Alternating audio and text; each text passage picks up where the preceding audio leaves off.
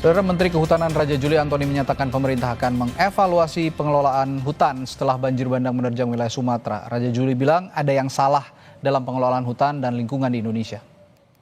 Tapi ada momentum yang baik ya untuk kita mengevaluasi, introspeksi bahwa ada yang salah nih dari pengelolaan hutan dan lingkungan hidup kita.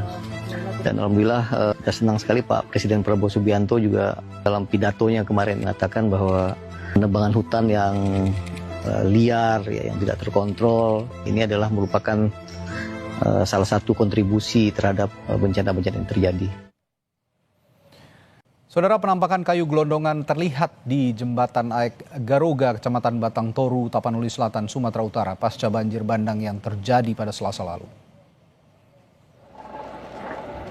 Kayu gelondongan beragam ukuran menumpuk di sungai. Sebuah alat berat diterjunkan untuk membersihkan tumpukan kayu. Belum diketahui dari mana asal kayu-kayu ini. Namun video hanyutnya kayu-kayu berukuran besar ini sempat terlihat saat musibah banjir bandang. Potongan kayu-kayu ini diduga menjadi pemicu kerusakan ekologis yang memperparah kerusakan yang terjadi pada saat banjir.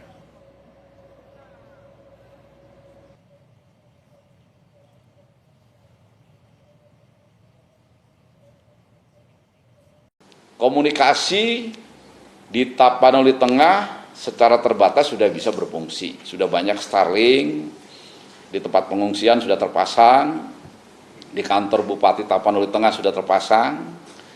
Kalau rekan-rekan media datang ke sana, di kantor Bupati Tapanuli Tengah seakan berkumpul masyarakat di situ. Jadi tempat untuk mengobrol dan mendapatkan sinyal internet maupun sinyal HP. Kemudian kalau kita berjalan kira-kira beberapa kilometer menuju ke Sibolga, sebelum sampai Sibolga itu sinyalnya sudah ada lagi. Nah ini makanya mungkin semakin baik ya. Kemudian BBM masih tersedia walaupun antri ya, Kemudian listrik ini tadi kami langsung berkomunikasi dengan Dirut PLN ya. Jadi memang banyak tower gardu-gardu besar itu yang ambruk. Nah, sehingga langkahnya untuk Tapanuli Tengah dan Sibolga itu nanti menggunakan frekuensi rendah. Nah seperti apa itu nanti tanya ke ahlinya yaitu PLN. Tapi artinya nanti kalau gardu rendah, frekuensi rendah itu sudah terpasang, ya itu sudah normal, Sekarang masih pakai genset. Besok dari PLN akan dilayani oleh BNPB. Mereka minta 1 unit heli untuk masuk ke Sibolga Tapanuli Tengah. Mudah-mudahan besok itu untuk listrik di 2 daerah itu bisa normal. Ya. Air juga masih banyak yang mati. Ya. Tentu saja air kan berhubungan dengan listrik.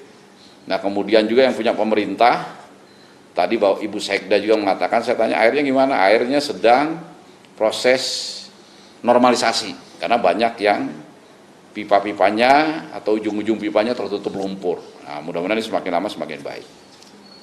Kemudian Tapanuli Selatan. Ya. Jadi kalau di Sumatera Utara ya per hari ini, saya bisa menyampaikan bahwa yang masih belum bagus adalah Sibolga, Tapanuli Tengah, dan Tapanuli Selatan.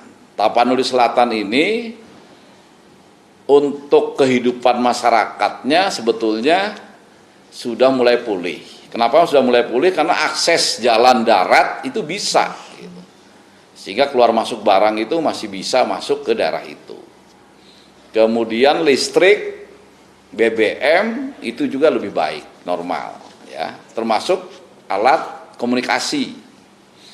Alat komunikasi tidak di beberapa titik walaupun belum lancar tidak harus menggunakan Starlink, itu bisa berkomunikasi ke dunia luar. Tetapi dari segi bencananya, ya, dampak bencananya itu ada 2 desa yang cukup parah, ya, cukup parah.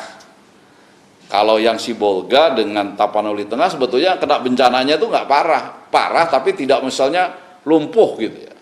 Sekarang setelah 2 hari 3 hari tidak hujan, itu rumah-rumah itu sudah membersihkan lumpur-lumpur itu. Jadi rusak sedang banyak, rusak ringannya nggak ada, tapi rusak beratnya itu lebih banyak di Tapanuli Selatan. Ada 2 desa yang mungkin kalau pernah muncul ya di video itu ada kayu-kayu gelondongan besar segala macam itu ya, ternyata itu di Tapanuli Selatan. Ya. Itu makanya kayu-kayu besar sampai masuk rumah dan segala macam itu. Itu parah ya. Tapi untuk kehidupan masyarakat di luar 2 desa ini sudah relatif pulih ya, karena itu tadi kebutuhan-kebutuhan dasar, kemudian akses transportasi, akses komunikasinya ini tidak terlalu terganggu. Kemudian logistik ya, logistik per hari ini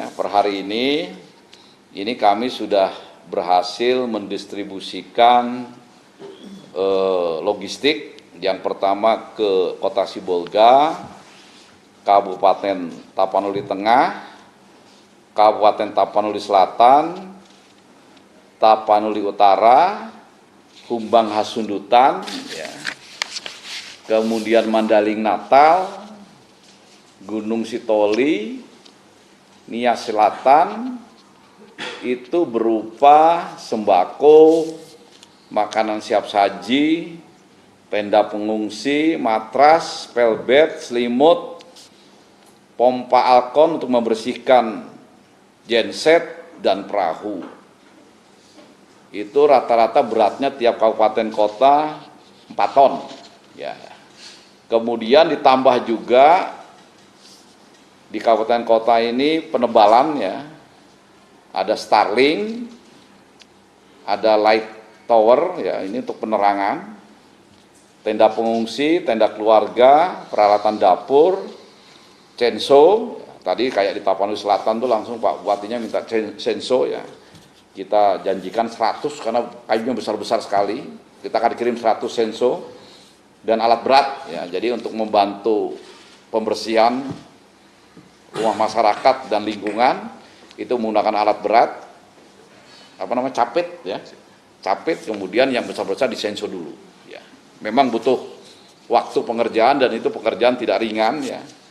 Butuh waktu beberapa minggu supaya 2 desa ini kembali bersih, kembali normal ya lingkungannya. Setelah itu baru rumah-rumah yang rusak diperbaiki dan diganti.